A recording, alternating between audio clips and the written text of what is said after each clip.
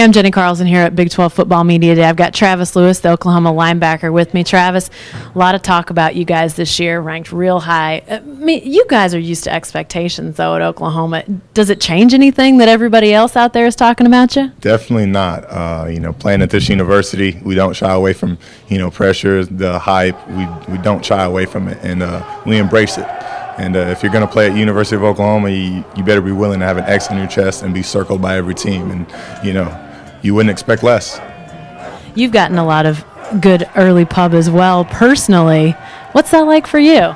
I take it all in stride. I'm an older guy, so I can deal with it, not like some of the younger guys. But you still got to go out there and play and make tackles. And so, but it's humbling.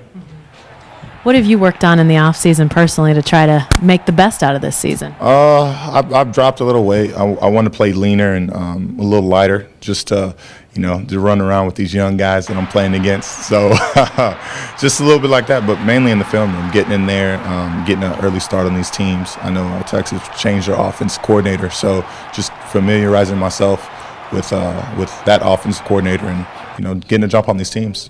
Physically, how'd you drop the weight?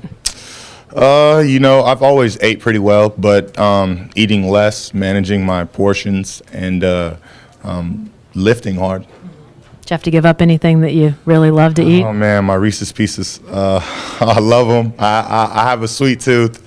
I'm not going to lie. It's hard when I have sweets in my house. I don't buy them, but when other people buy them for me, I'm not going to let it go to waste. So it's tough giving up the sweets. You talk about the film study. That's big. Usually, a lot of people don't think that really gets started until the season. How much have you done this summer on that? A lot. We meet as DBs and linebackers 2 days a week, and just to go over coverages, everybody get on the same page. But then individually going over, teams, knowing what their tendencies are.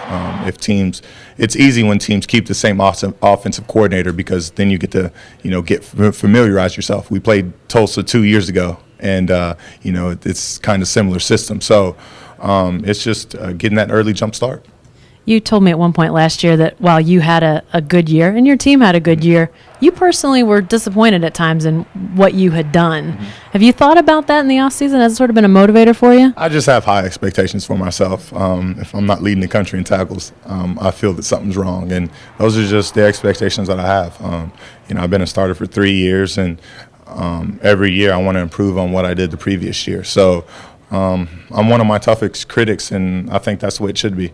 Hey, talk a little bit about the linebacker position. Obviously, everybody knows the tragedy of Austin Box dying, and you guys obviously it affects the whole team. Talk about the linebacker. So you guys are a close group. How has all of this affected you all, both off field and now as you think about on field? It helps us out because we are such a close group. That's kind of our downfall, losing one of our brothers. But we just pull closer together. We gravitate towards one another, and really lean on each other. So it's good being as close as we are, because we can talk about things. It's kind of overrated, or so to say, is talking about your feelings as football players. But we can really lean on each other in that aspect of it, and fight through tough times like this. What about filling that spot? Somebody's going to have to play Austin's spot. What do you expect X's and O's wise that'll look like in the fall? We got two great players. They're definitely not second string guys. We had so much depth at that position that we're really blessed in that aspect of it. And we got Tom Wart and Jaden Bird that can flat out play. They both had excellent winters and summers. They're both ready to play. They've extra motivation has really helped them out, and I'm excited to see what they can do. Lastly, I have to ask you about just being at Media Day. You're a guy that has never shied from microphones, cameras, tape recorders.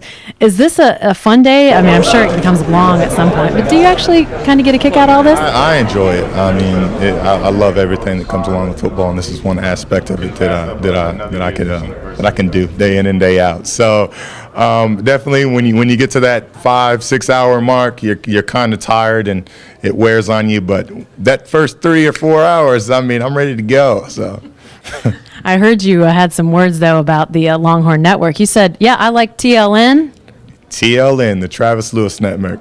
watch out, people. I'm trademarking that, so y'all can't start no TL in network. But it's going to have a bunch of things, appeal to a wide variety of all audiences. I'm going to have king crab fishing, gator hunting, and then all the other sports. So should be something to look for. Come and see you. Don't forget your cooking show. Oh, yeah, it's going to have cooking on there, too. I mean, for the athletes that like to cook, you never know. So, definitely we're gonna do a lot of things with it, and, we'll see where it takes us. Hey, you pointing your finger. You gotta show us that ring. What do you got there? This is the 2010 Big 12 Championship ring. I got 3 of them, so my jewelry case is getting kind of big. But this one's pretty nice, and I'm sporting it today.